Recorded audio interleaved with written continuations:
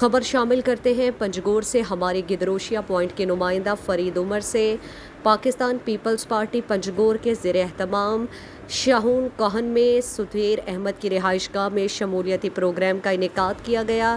اس موقع پر تحریک انصاف کے سینئر نائب صدر سدھیر احمد، شاہزیب بلوچ، صدام حسین، محمد عظیم، عبد المجید، دل مراد، نصیر احمد نے 130 افراد سمیت تحریک انصاف سے مستعفی ہو کر پیپلز پارٹی میں شمولیت اختیار کر لی۔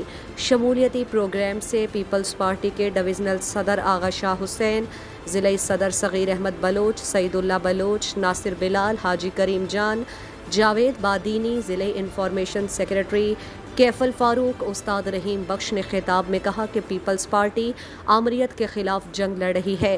پیپلز پارٹی بلوچ اور بلوچستان کے عوام کے حقوق کی جنگ لڑ رہی ہے اور بلوچستان کے سائل اور وسائل کا سودا بازی نہیں کرے گا اور نہ ہی کسی کو سودا بازی کی اجازت دے گی۔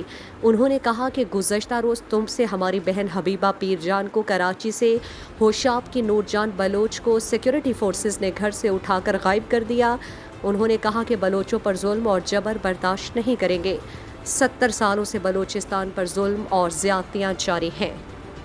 دلچسپ معلومات اور خبروں سے آگاہ ہونے کے لیے Gedrosia point Facebook page, Instagram, Twitter کو فالو اور یوٹیوب چینل کو سبسکرائب کریں۔ بیل آئیکن بٹن دبانا نہ بھولیں تاکہ مکران سمیت بلوچستان کی خبروں سے جڑے رہیں۔